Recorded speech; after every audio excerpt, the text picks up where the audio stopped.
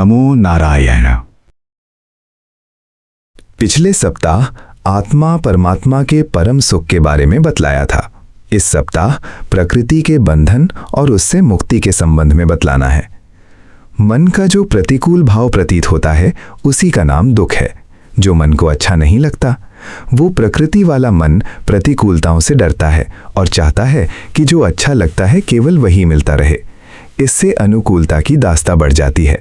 अंत में अनुकूलताओं को खोजते खोजते अपने अनुकूलों को भी प्रतिकूल ही बना लेता है। संसार में जितनी अच्छी लगने वाली वस्तुएं हैं उनका सुख दिन प्रतिदिन घटता ही जाता है। जैसे उसको एक बार कोई वस्तु अच्छी लग गई तो अब उसने मन से उसी माप की अच्छाई खोजनी है। तृष्णा उसी वस्तु की होती है जिसमें मन ज्यादा आकर्षित हो गया है, अर्थात खिंच गया है। जो एक बार उसको अच्छा लगा है वो अच्छापन पुनः उतनी ही मात्रा में दूसरी बार लगेगा नहीं, और समय पाकर जितनी अधिक तृष्णा बढ़ती जाएगी उतनी ही उस वस्तु की अच्छाई व सुख भी दिनों दिन कम होता जाएगा। अंत में किसी समय उसकी अच्छाई व सुख के स्थान पर बुराई या दुख भी अनुभव में आने लगेगा, क्योंकि कोई वस्तु भी परिवर्तन के बिना नहीं है, इसलिए वो एक जैसी नहीं रहती है। इसलिए फिर वह जिस ओर भी भागेगा खाली उसकी तृष्णा ही तृष्णा है। जो बाहर संसार में इधर उधर भागना दौड़ना है, ये सब संसार के बीच में इतना रुल जाना व बह जाना है कि जिससे वो सारा संसार भी उसके लिए दुख रूप ही हो जाता है। यदि इससे बचकर कहीं सुख पाना हो तो अपनी अंतरात्मा में लौटने व वहीं बैठने के अतिरिक्त कोई उपाय ही नहीं है। परंतु मनुष्य अंतरात्मा में तभी बैठ सकेगा जब उसको ध्यान का उपाय मिल जाए। ध्यान एक ऐसा साधन है जो बाहर से बिछोड़ा करके अपनी अंतरात्मा के साथ मेल या योग करवाएगा। तब जिस प्रकार व्यक्ति को बाहर दूसरे के साथ संग करने में समय व्यतीत करने में अच्छा लगता है, वैसे ही अंतरात्मा के साथ ध्यान द्वारा जुड़ जाने पर मन अति सुखी होगा और उसमें समय व्यतीत होने की भी खबर नहीं लगेगी, और तब पुनः संसार में भटकने की आवश्यकता भी नहीं होगी। जो मन अपनी आत्मा में सुख नहीं पाता उसी को बाहर भटकना पड़ता है और बाहर के दुखों में समय व्यतीत करना पड़ता है। ध्यान भी ऐसा होना चाहिए जो स्वाभाविक हो। यही नहीं कि कभी तो ध्यान लग गया कभी नहीं लगा। ये ध्यान कोई विशेष मतलब का नहीं है। जब हमारे मन को ध्यान चाहिए तब यदि हम अपने अंदर नहीं आ सके व अंदर का सुख नहीं मिला तो मन तड़पता ही रहेगा। इसलिए ध्यान स्वाभाविक होना चाहिए जिसमें 4 गुण हों। प्रथम, स्वाभाविक ध्यान का पहला गुण ये है कि जिस समय हम चाहें उसी समय ध्यान लगा लें। ये नहीं होना चाहिए कि किसी विशेष समय यानी सुबह, दोपहर या शाम को ही ध्यान लगे और जिस समय हमको ध्यान की आवश्यकता है उस समय ध्यान नहीं लग सके। अर्थात स्वाभाविक ध्यान का पहला गुण ये है कि जिस समय पर हमें चाहें उसी समय हमको ध्यान मिल जाए। द्वितीय, स्वाभाविक ध्यान का दूसरा गुण ये है कि जिस जगह चाहें उसी जगह पर ध्यान लग जाए। ये नहीं होना चाहिए कि अमुक स्थान में बैठे हैं तो ध्यान लग गया और यहाँ से 10 मील दूर छोड़कर चले गए तो वहाँ ध्यान ही नहीं लगे, क्योंकि वहाँ का वातावरण हमारे मन के अनुकूल नहीं है और उस स्थान पर शंकाएं व भय बना हुआ है, तो समझो ये ध्यान स्वाभाविक नहीं है। इसका तात्पर्य ये है कि सकल आयु भर एक ही जगह पर पड़े रहे तभी जाकर के ध्यान लगेगा। तृतीय, तीसरा गुण ये है कि ध्यान किसी प्राणी व पदार्थों के मिलने पर ही लगने वाला नहीं होना चाहिए। यदि नियम से जो जैसा हम खाते पीते हैं, जैसी वस्तुएं हमको प्रतिदिन मिलती हैं, वे मिलती रहें तभी ध्यान लगेगा, और यदि वे वस्तुएं मन के अनुकूल नहीं मिली तो ध्यान ही न लगे। ऐसा ध्यान भी स्वाभाविक नहीं कहा जाएगा। इस मनुष्य का यदि थोड़ा सा सुख भी बिगड़ जाए तो उसका ध्यान ही नहीं लगता, जो कि एक रेत की दीवार पर टिकने के समान व पोला ध्यान है। चतुर्थ, चौथा गुण ये है कि ध्यान जितना समय तक हम लगाना चाहें उतने समय तक लगा रहे। ये नहीं होना चाहिए कि एक बार तो ध्यान में डुबकी मार ली, अर्थात थोड़ा ध्यान लग गया और फिर झटपट वह ध्यान हट गया और फिर लगता ही नहीं। ये ध्यान भी स्वाभाविक नहीं कहा जाएगा। इसलिए ऊपर कहे हुए 4 गुण ध्यान में चाहिए, वही ध्यान स्वाभाविक होता है। अर्थात ध्यान देश व स्थान से बंधा हुआ नहीं हो, काल से भी बंधा हुआ नहीं हो और किसी प्रकार की अपने अंदर की शर्त से बंधा हुआ नहीं हो, और जितने समय के लिए भी ध्यान लगाना चाहें उतने समय तक ध्यान लगा रहे। जब चाहें तब ध्यान से उठ जाएं। ऐसा ध्यान ही स्वाभाविक ध्यान कहा जाता है। भले ही कोई व्यक्ति मृत्यु की अवस्था में बैठा है और जिस स्थान पर भी बैठा है वहां भी चाहे तो ध्यान लगा ले, ध्यान ऐसा स्वाभाविक होना चाहिए। यदि किसी मनुष्य का ध्यान इस प्रकार का स्वाभाविक बन गया है, तभी भगवान अंत समय में याद आएगा। जैसे गीता में आता है, वह भगवान श्री कृष्ण कहते हैं कि जो मरण काल में मेरा ध्यान करता है वह मेरे को ही प्राप्त होता है। जब तक ध्यान स्वाभाविक नहीं होता तब तक ध्यान का वास्तविक बल नहीं बनता। ध्यान का बल यही है कि जब चाहे संसार को पटक करके अपनी अंतरात्मा में आ जाए। वहां पर ठंडी व गर्म हवा नहीं लगती। निद्रा में भी भूख, प्यास व रोग आदि की पीड़ा प्रतीत नहीं होती, क्योंकि वह मनुष्य एक ऐसी अवस्था में पहुंच गया है जहां इस संसार का एक भी दुख नहीं रहा। वहां भी ज्ञानदेव नींद में समाप्त नहीं हुआ है, अर्थात वह जीता ही है। यदि निद्रा नहीं लेने पर मनुष्य को स्वाभाविक ध्यान मिल जाए तो ये निद्रा से भी उत्तम होगा, कारण कि जागते जागते सारे संसार से मुख मोड़ लिया, अर्थात अपने मन को मोड़ लिया। वैसे तो प्रजापति देव संसार में थक जाने पर निद्रा में डालकर भी मन को थोड़े समय के लिए संसार से मोड़ देता है। ऐसा मन का जागते जागते मुड़ना उस मनुष्य के लिए संभव होता है जिसके लिए ध्यान इतना स्वाभाविक हो गया है कि जरा संसार से थोड़ा मुख मोड़ते ही वह अपने ध्यान में चला जाता है। इस प्रकार से मनुष्य का स्वाभाविक ध्यान न किसी प्राणी से बंधा हो, न ही किसी बाहर के पदार्थ से बंधा हो, न ही किसी देश, स्थान से और किसी काल से बंधा हो, अर्थात सुबह, दोपहर अथवा रात को न देखते हुए ध्यान लग जाना चाहिए। जब अवकाश मिला तभी ध्यान लग जाना ही स्वाभाविक ध्यान का लक्षण है। स्वाभाविक ध्यान का ये गुण भी है कि ध्यान ऐसा लगना चाहिए कि जितने समय तक हम ध्यान में रहना चाहें, ध्यान में रह सकें। ये नहीं कि 1 मिनट के लिए डुबकी ध्यान में लगी और फिर उचट गई, थोड़ी देर के बाद फिर ध्यान लगा, फिर उचट गया। स्वाभाविक ध्यान में ऐसा होता है कि यदि कोई कई घंटे तक ध्यान में बैठना चाहे तो वह घंटों ही ध्यान में बैठा रह सकता है और उसको ध्यान में किसी प्रकार का क्लेश या दुख नहीं होता। स्वाभाविक ध्यान उसका बनता है जिसने ठीक प्रकार से 5 बल, श्रद्धा, वीर्य, स्मृति, ध्यान और प्रज्ञा प्राप्त कर लिए हैं। इनमें अधिक तो स्मृति, वीर्य और ध्यान को ही स्वाभाविक बनाना है। इनके नाम तो आप कई बार सुनते आए हैं, परंतु इनको अपने व्यवहार में अपनाकर ऐसा स्वाभाविक बनाना है जैसे कोई दवाई शरीर के अंदर रोम रोम में रस जाती है। जब ये तीनों हर समय आपका साथ देंगे तो ध्यान को स्वाभाविक बनाने में कोई अड़चन नहीं आएगी। प्रत्येक कर्म के बीच में ये तीनों कैसे रहेंगे और रहते क्यों नहीं, इसका कारण केवल काम रूपी ठग है, जिसके लिए गीता में श्री कृष्ण भगवान कहते हैं कि हे अर्जुन, निष्काम कर्म योग सीख, अर्थात प्रत्येक कर्म के बीच में से इस काम रूपी ठग को निकालते निकालते मन को जोड़कर करना सीख लो। परंतु मन का संसार में भटकना और रोग व्याधि आदि ऐसा करने नहीं देते। जो देह आदि को तंदुरुस्ती की अवस्था को भंग करने वाला है उसी का नाम रोग है। वही शारीरिक रोग आदि जो विशेष करके मन की व्यथा करने वाले हैं या कष्ट देने वाले हैं, उतने से ही ये रोग व्याधि रूप से कहे जाते हैं। जब किसी बाहरी बंधन के साथ बंध गए तो वो बंधन शरीर को तोड़ फोड़ देता है और मन को भी नाना प्रकार से परेशान करता है। इसका नाम भी रोग है। व्याधि का तात्पर्य है कि मन के अंदर व्यर्थ चिंता सोच लगी रहती है कि कब हटे, क्या करें। ऐसी चिंता फिक्रादि ही सब व्याधियां हैं। इसी काम के जाल के कारण जो हर समय सिर पर लदा रहता है, ध्यान स्वाभाविक नहीं बन पाता और उसी के कारण से ही स्मृति, वीर्य और ध्यान नहीं बन पाते। जैसे हम हाथ धो रहे हैं, कोई भी काम का जाल सिर पर लदा होने के कारण से हाथ साफ करते हुए भटका हुआ मन अंदर से चाय पीने की सोच रहा है कि जल्दी जल्दी हाथ साफ कर लें ताकि अंदर कमरे में जाकर के गरम गरम चाय पिएं। इस प्रकार हाथ तो स्वभाव से धुल रहे हैं, परंतु स्मृति वहां हाथ साफ करने में नहीं है। अब देखो, काम का जाल मन को उड़ा करके चाय पीने ले गया। जिस समय एक छोटे से कार्य में एक काम एक ध्यान नहीं है, तो ऐसे ही जिस समय आप आसन पर बैठकर ध्यान करेंगे तो वहां पर भी काम रूपी ठग स्मृति को चुरा करके ले जाएगा। ध्यान में ही काम निद्रा लेने के लिए आ जाएगा कि सोना है, क्योंकि उस मन का सुख उस निद्रा रूपी काम में पड़ा हुआ है। काम के सुख का तात्पर्य है कि काम सुख के पीछे चलता है। जो मन को अच्छा लगता है उसका नाम सुख है, और वही मिलना चाहिए जो अच्छा लगता है, इसी का नाम काम है। अब मन उसी चिंता में बहता रहता है, इसका नाम राग है। इन तीनों की धारा या जंजीर मनुष्य के मन के अंदर हर समय बनी रहती है। जो मनुष्य अपने प्रत्येक कर्म के बीच में इस काम को पहचानने वाला है, वो इस ठग से बच सकता है, और नहीं तो ये काम रूपी ठग सदा ही मनुष्य को ठगने वाला है। इसलिए अपने सारे कर्मों को निष्काम बनाओ, अर्थात कर्म करते हुए मन में किसी प्रकार की भी इच्छा लदी हुई नहीं होनी चाहिए, अथवा मन पूर्णतया कार्य करने में ही लगा हुआ होना चाहिए। इस प्रकार कर्म करने से यह भी एक निष्काम कर्म योग हो जाता है। जैसे कि हम हाथ धो रहे हैं, यदि ठीक प्रकार से स्मृति में हाथ धुल रहे हैं तो पता है कि हाथ ही धुल रहे हैं, अर्थात हाथ धोने के कर्म में ही मन जुड़ा हुआ है और मन दूसरे काम को भी टालता जा रहा है। काम से निकलते हुए जो मन को कर्म में जोड़े रखना है, यही निष्काम कर्म योग का अर्थ है। यदि मन बाहर भटका हुआ है और हाथ आदत से धुल रहे हैं तो ये निष्काम कर्म योग नहीं।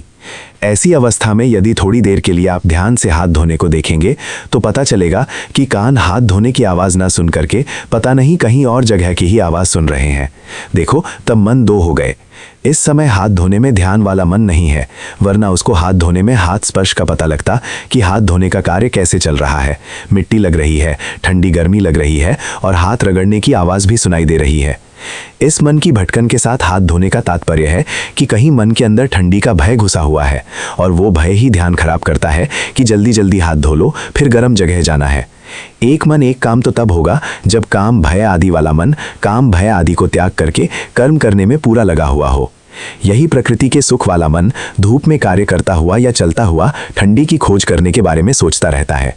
यदि आप इस प्रकार मन के वृत्तांत देखने लग गए तो आपका ध्यान स्वाभाविक बनने लगेगा। इस प्रकार आपको अनुभव में आएगा कि काम को छोड़कर कर्म के साथ जुड़ने का नाम निष्काम कर्म योग है। योग नाम जुड़ने का है, निष्काम रूप कर्म में जुड़ना बस इतना है कि कार्य को करते हुए कर्म के बीच में से काम को निकाल देना है। इस जीवन में शेष सारी देह की जितनी आवश्यकता की वस्तुएं हैं वे तो मिलती या होती ही रहेंगी। काम का कलंक यही है कि मन बाहर ही संसार में किसी स्थान पर किसी वस्तु विशेष का सुख पाने के साथ बंधा रहता है। उस बंधन को ही थोड़ा छीनना अथवा हटाना है। इसके लिए मानव धीरे धीरे पहले कर्म योग में लगा रहे, सही कर्म योग सीखे कि कर्म के साथ जुड़ करके कार्य करने का नाम ही कर्म योग है। इस कर्म योग के अभ्यास की सफलता के लिए हाथ धोने आदि सकल कर्मों में भटकते हुए मन को पहचानना और फिर उसको बाहर से मोड़ मोड़ कर किए जा रहे कार्य में लगाने से समझो आपने 3 बल ध्यान, स्मृति और वीर्य एक साथ अपना लिए। ये छोटी सी बात है, इसे एक ही दिन में आप भले पढ़ लो या किसी से सुन लो, परंतु जब तक ये बात व्यवहार में नहीं आएगी तब तक इसका अपने अंदर निकट से ज्ञान नहीं होगा। निकट से ज्ञान हुए बिना इसका फल नहीं होगा। इसको कार्य में लाने के लिए आपको प्रत्येक कर्म की पढ़ाई या निरीक्षण करना होगा, अर्थात अपने आप को ध्यान में रखते हुए कर्म करना होगा और अपना कार्य ऐसे ढंग से करना है कि वो कार्य ठीक रीति से भी हो। ठीक रीति का तात्पर्य यह है कि उस कर्म के बीच में हम जुड़ रहे हैं, वह अड़चन दृष्टि में आ रही हैं। अधिक अड़चन उसी काम की ही दृष्टि में आएगी। काम जिस समय भी बहता हुआ दिखाई दे जाए, भले आंख, कान अथवा मन को भटकाने वाला हो, उसी समय अपनी बारीक दृष्टि खोलकर यदि आपने इसको पहचानना आरंभ कर दिया तो समझो मन ध्यान के योग्य हो गया। अब आप मार्ग चलते हुए भी ध्यान में ही हैं, अर्थात आपको पता है कि पैर कहाँ पड़ रहा है। चलते समय मोटर गाड़ी आदि से बचकर संभलकर सावधानी से तो चलना पड़ता है, उतना ध्यान तो बाहर रहना भी ठीक है। शेष खाली दाएं बाएं दृष्टि घुमाना जहां अपने प्रयोजन का कुछ नहीं रखा, मन का केवल बाहर भटकना ही है। आपने उस भटके हुए मन को वहां से मोड़कर पाँव की चाप सुनने में चलते समय लगाना होगा। इस प्रकार प्रत्येक कर्म में जैसे हाथ धोना, दातुन कुल्ला करना, खाना पीना आदि करते हुए 5 इंद्रियां आँख, कान, नाक, जिह्वा, चमड़ी और छठा मन जिस समय एक ओर लग गए तो इसका नाम ध्यान या समाधि हो जाता है। इन इंद्रियों को बाहर से मोड़ने का नाम योगी लोग प्रत्याहार कहते हैं। जिधर आपने अपना मन लगा दिया, अर्थात मन लगाया कर्म में, तो सारी इंद्रियां इसके पीछे आनी आरंभ हो जाएंगी। यही प्रत्याहार है। मन को आप किसी एक स्थान में लगा देंगे तो वही ध्यान बन जाएगा।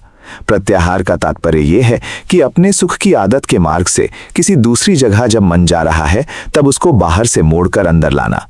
मन बाहर सुख के साथ बसा हुआ है, अर्थात इच्छा जो कि उसकी अपनी लगन में बसी हुई है। हर समय मन उधर ही बह रहा है।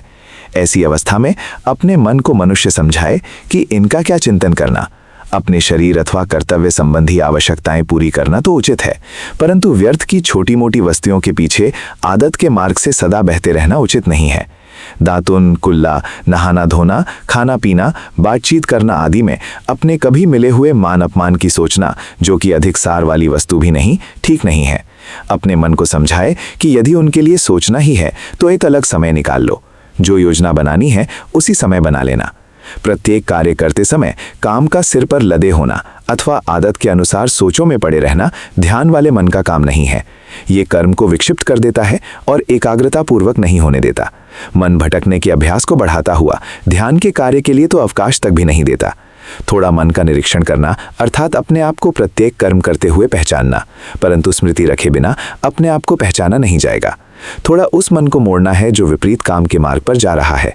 मन को मोड़ने की हिम्मत करना ही वीर्य हो जाएगा। थोड़ा मनोयोग देने से ही वो ध्यान हो जाएगा। थोड़ा मन को समझना अथवा ध्यान द्वारा भले बुरे मार्ग की समझ भी अंदर पड़ना, यही प्रज्ञा या ज्ञान हो जाएगा। शरीर की जितनी आसक्तियां हैं ये सब काम की हैं। इस काम रूपी मन को मनुष्य इतनी बारीकी तक पहचाने कि इसकी जड़ तक पहुंचकर इसकी जड़ ही काटनी है। इसकी जड़ वो सुख ही है जो दूसरे प्राणी या पदार्थों से मिलता है। इनको विवेक द्वारा ये समझाना कि ये सुख सदा किसी के रहने वाले नहीं हैं। यही सुख एक दिन जितनी अधिक इनको भक्ति अथवा दास्ता करेंगे उतने ही अधिक रोग और व्याधियां लाएंगे। ये काम ही मनुष्य को चंचल करके फिर नशों में डाल देता है।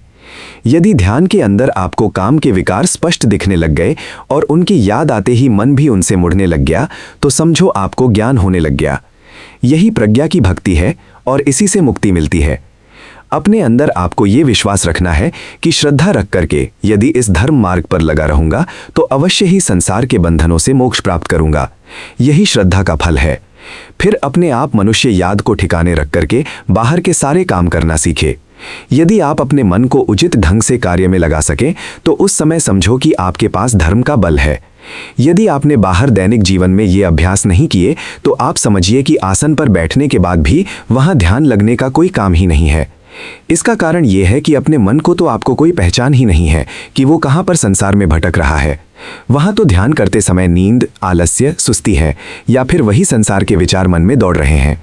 जो मनुष्य थोड़ा थोड़ा करके मन को पहचानने लग गया तो समझो मन की पहचान खुल गई और संसार की पहचान टलने लग गई अर्थात समाप्त होने लग गई और ध्यान का भी श्री गणेश हो गया।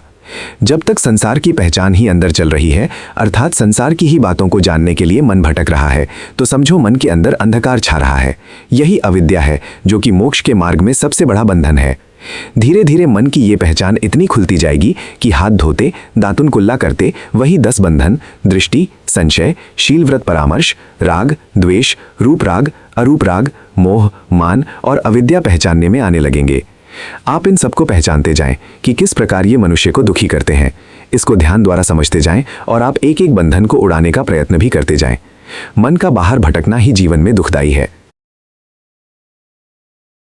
बाहर से यदि सारी आत्मा अर्थात मन या ज्ञान भटका हुआ अपनी अंतरात्मा में एकत्रित हो जाए तो उसकी जीवन शक्ति भी एकत्रित हो जाती है।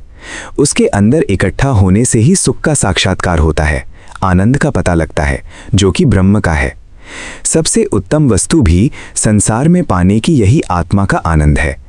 एक बार ये आनंद प्राप्त होने पर फिर कहीं जाता नहीं अर्थात नष्ट नहीं होता है। मनुष्य सब कार्य करते हुए मन को जगाने का अभ्यास करे और संसार से बिछुड़ना सीख ले। जैसे चाय में कम मीठा मिलने पर या सब्जी में अधिक नमक होने पर यदि आपको चिढ़ और क्रोध आ जाए या मन चाय या सब्जी बनाने वालों की मिथ्या दृष्टि अथवा उनके बारे में मिथ्या कुछ चिंतन करने लग जाए तो समझो चाय पीते या खाना खाते समय मन उसी खाने पीने के कर्म में उपस्थित नहीं है और बाहर ही उलझा हुआ है। ये काम वाला मन है जिसको उसके अनुसार नमक मिलने पर ही सुख प्राप्त होने की आशा है। मन ये नहीं समझता कि आज सब्जी में नमक ठीक नहीं है तो भी मैं मरता तो नहीं हूं। उस समय मन को बोल बोल कर समझाओ कि कोई बात नहीं, सब्जी में नमक अधिक या चाय में कम मीठा होने से मैं मरता नहीं हूं। हे मना, थोड़ी तपस्या करके देख लो। यदि मन चिढ़ रहा है फिर भी कोई बात नहीं, उस चिढ़ को भी शांत करते करते चाय की घूंट भरो तो ये मनोयोग हो जाएगा और उत्तम कर्मयोग भी हो जाएगा। कारण कि काम को आप कर्म के बीच में से निकाल रहे हैं। प्रत्येक कर्म में जो काम लगा हुआ है वही संसार में आपको धकेल रहा है। इस तरह तृष्णा का त्याग ही काम का त्याग है। यदि ये सब अपने अंदर करोगे तो जीवन अपने आप में आ जाएगा और संसार से बिछुड़ने लगेगा। यही हर समय की भक्ति भी हो जाएगी और जीवन ही इसी प्रकार का सध जाएगा और स्वभाव से ही आत्मा और परमात्मा के आनंद को पाने वाला होगा। नहीं तो प्रत्येक कर्म में वो काम संसार में ही उलझाएगा। फिर बताओ कैसे ध्यान स्वाभाविक होगा? ध्यान को ये सब इल्लतें या खोटी आदतें ही स्वाभाविक नहीं होने देती, इसलिए सब बुराइयों से बाहर होना पड़ेगा। बुराई एक ही है और वो है काम। यही मुख्य ठग है। थोड़ा सा किसी से अपराध हो गया तो काम वाला मन झटपट उसका चित्र मस्तिष्क में रखेगा कि वो दुष्ट मनुष्य है। इसी का नाम दृष्टि बंधन है। उसके खोटेपन की दृष्टि तो है। यदि आप थोड़ा नजर को रफा दफा कर दें, अर्थात अपने अंदर दूसरे मनुष्य के दुष्ट होने की दृष्टि को मन से उतार दें, तो वो खोटा व्यक्ति फिर कौन है? आपको वही व्यापक भगवान ही दिखाई देगा जो अपने और उसके अंदर बैठा है, जिसका सुख लेने के लिए कहा जा रहा है। आपकी देह के अंदर जो व्यापक ज्योति बैठी है वही सबके अंदर है। काम के कारण हमने न जाने जितनी शक्लें उतने ही मनुष्य अपने मन के अनुसार बना रखे हैं। एक ही मनुष्य है जिसको किसी ने उसको वैरी, किसी ने मित्र, प्यारा बना रखा है। जैसा जैसा उसका उसके साथ काम का स्वार्थ है, वैसे वैसे उसको सत्ता दे रखी है। सत्ता तो एक उस प्रभु व्यापक की ही है जो क्षण क्षण सब देहों के अंदर चेतता हुआ श्वास ले रहा है, रक्त का संचार कर रहा है, हड्डी, चमड़ा, मांस और पत्थर जैसी हड्डी में भी बैठा हुआ उसको पुष्ट कर रहा है। अतः सबके अंदर केवल उस व्यापक भगवान को ही पहचानना चाहिए। ये काम रूपी ठग या इसी का सारा परिवार लोभ, क्रोध इत्यादि इत्यादि असंख्य विकार इस व्यापक भगवान को पहचानने नहीं देते और देश, काल, प्राणी पदार्थों के साथ ही उलझाए रखते हैं। इन सब से यदि हटना है तो मनुष्य हर क्षण चेते। यदि चेते तो सचेतन है। चेतन भगवान है। जैसे अग्नि राख में दबी हुई है, उसको घास फूस डालकर फूंक मार मार कर चेतन कर दिया जाता है, तब उसमें से ज्योति निकल आती है। इसी प्रकार हमारे अंदर सोया हुआ परमेश्वर है जो निद्रा में तो अपना सुख व्यक्त करता है, परंतु जागते जागते सामान्य जन को उसका कुछ पता नहीं लगता। बाहर से यदि सारी आत्मा अर्थात मन या ज्ञान भटका हुआ अपनी अंतरात्मा में एकत्रित हो जाए तो उसकी जीवन शक्ति भी एकत्रित हो जाती है। उसके अंदर एकत्रित होने से ही सुख का साक्षात्कार होता है, आनंद का पता लगता है जो कि ब्रह्म का है। सबसे उत्तम वस्तु भी संसार में पाने की यही आत्मा का आनंद है। एक बार ये आनंद प्राप्त होने पर फिर कहीं जाता नहीं, अर्थात नष्ट नहीं होता है। मनुष्य सब कार्य करते हुए मन को जगाने का अभ्यास करे और संसार से बिछुड़ना सीख ले। जैसे चाय में कम मीठा मिलने पर या सब्जी में अधिक नमक होने पर यदि आपको चिढ़ और क्रोध आ जाए या मन चाय या सब्जी बनाने वालों की मिथ्या दृष्टि अथवा उनके बारे में मिथ्या कुछ चिंतन करने लग जाए, तो समझो चाय पीते या खाना खाते समय मन उसी खाने पीने के कर्म में उपस्थित नहीं है और बाहर ही उलझा हुआ है। ये काम वाला मन है जिसको उसके अनुसार नमक मिलने पर ही सुख प्राप्त होने की आशा है। मन ये नहीं समझता कि आज सब्जी में नमक ठीक नहीं है तो भी मैं मरता तो नहीं हूँ। उस समय मन को बोल बोल कर समझाओ कि कोई बात नहीं, सब्जी में नमक अधिक या चाय में कम मीठा होने से मैं मरता नहीं हूँ। हे मना, थोड़ी तपस्या करके देख लो। यदि मन चिढ़ रहा है फिर भी कोई बात नहीं, उस चिढ़ को भी शांत करते करते चाय की घूंट भरो, तो ये मनोयोग हो जाएगा और उत्तम कर्मयोग भी हो जाएगा। कारण कि काम को आप कर्म के बीच में से निकाल रहे हैं। प्रत्येक कर्म में जो काम लगा हुआ है वही संसार में आपको धकेल रहा है। इस तरह तृष्णा का त्याग ही काम का त्याग है। यदि ये सब अपने अंदर करोगे तो जीवन अपने आप में आ जाएगा और संसार से बिछुड़ने लगेगा। यही हर समय की भक्ति भी हो जाएगी और जीवन ही इसी प्रकार का सद जाएगा और स्वभाव से ही आत्मा और परमात्मा के आनंद को पाने वाला होगा। नहीं तो प्रत्येक कर्म में वो काम संसार में ही उलझाएगा। फिर बताओ कैसे ध्यान स्वाभाविक होगा? ध्यान को ये सब इल्लतें या खोटी आदतें ही स्वाभाविक नहीं होने देती, इसीलिए सब बुराइयों से बाहर होना पड़ेगा। बुराई एक ही है और वो है काम। यही मुख्य ठग है। थोड़ा सा किसी से अपराध हो गया तो काम वाला मन झटपट उसका चित्र मस्तिष्क में रखेगा कि वो दुष्ट मनुष्य है। इसी का नाम दृष्टि बंधन है। उसके खोटेपन की दृष्टि तो है। यदि आप थोड़ा नज़र को रफा दफा कर दें, अर्थात अपने अंदर दूसरे मनुष्य के दुष्ट होने की दृष्टि को मन से उतार दें, तो वो खोटा व्यक्ति फिर कौन है? आपको वही व्यापक भगवान ही दिखाई देगा जो अपने और उसके अंदर बैठा है, जिसका सुख लेने के लिए कहा जा रहा है। आपकी देह के अंदर जो व्यापक ज्योति बैठी है वही सबके अंदर है। काम के कारण हमने ना जाने जितनी शक्लें उतने ही मनुष्य अपने मन के अनुसार बना रखे हैं। एक ही मनुष्य है जिसको किसी ने उसको वैरी, किसी ने मित्र, प्यारा बना रखा है।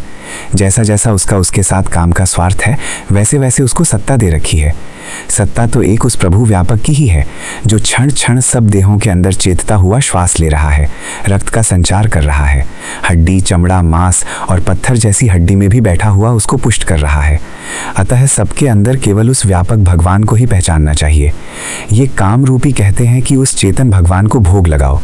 भोग लगाने का सही मार्ग यही है कि स्मृति ठिकाने रखकर खाना खाओ। जिस समय ये काम आदि के परिवार का कोई भी आ जाए कि खाना ऐसा नहीं है, खाना वैसा नहीं है जो अच्छा लगता है, तो मन को शब्द बोल बोल कर कहो कि ऐसा वैसा कुछ नहीं, और मन को खोटे विकारों से रहित करते जाओ। ज्ञान तो जगा हुआ अंदर बैठा ही है, तो समझो ज्ञान रूप से उस भगवान को भोग लग गया। नहीं तो किसको अंदर भोग लग रहा है कोई पता नहीं। कौन राक्षस भोजन खा रहा है या कौन असुर क्रोध, इच्छा, मत्सर, द्वेष, लोभ आदि खाना खा गया, ये कुछ पता नहीं। ये सारे राक्षस विकार रूप से अंदर बैठे हुए ही भोग लगाते रहते हैं।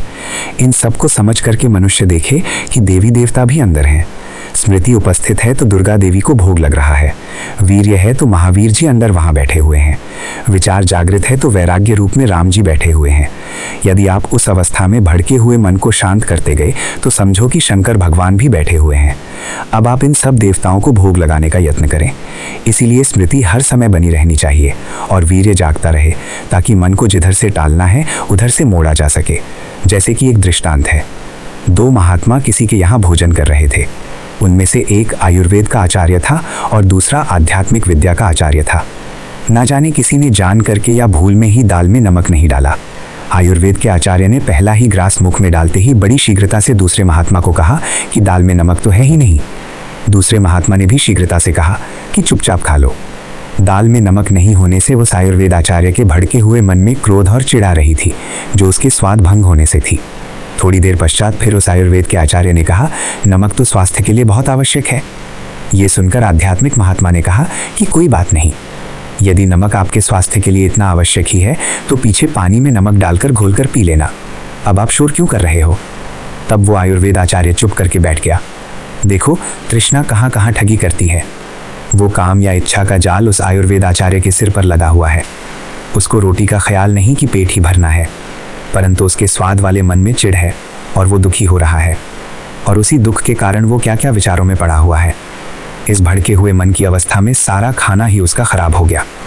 ये काम ऐसा पापी है जो किसी की भी नहीं मानता। यदि आपने प्रत्येक कर्म में इसको पहचान कर जड़ से निकालना आरंभ कर दिया तो ज्ञान के जागते ही दुर्गा भगवती रूप स्मृति भी दृढ़ होने लगी। मन के अंदर तेज आने लगा। ये दुर्गा सिंह पर बैठती है, अर्थात सिंह की सवारी करती है। जो मनुष्य हिम्मत करके थोड़ा काम को भी टाल सके और अपने सुख का भी त्याग कर सके, तो ऐसा व्यक्ति सिंह पुरुष होता है, जिस पर ये दुर्गा भगवती रूपी स्मृति बैठती है। संस्कृत में दुर्ग उसे कहते हैं जहां जाना बड़ा मुश्किल है।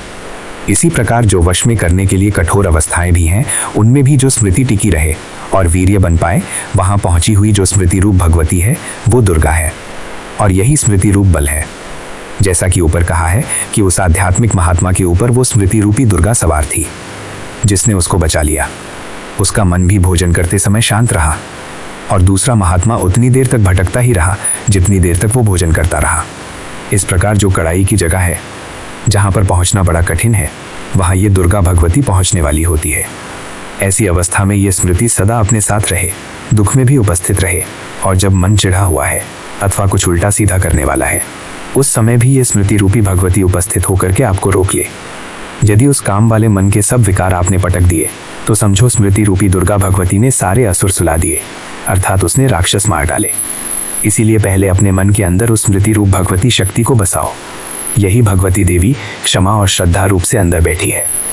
यही मन की शक्ति रूप जो भगवती है सर्व विश्व व्यापक है। कहीं एक मेरे तेरे में थोड़े ही है, इसीलिए ये व्यापक देव होते हैं। होश का नाम ही स्मृति है। इस स्मृति को रख करके आपने अपना जीवन ही ऐसा बना लेना है कि जब आप चाहें अपने ध्यान में आ जाएं।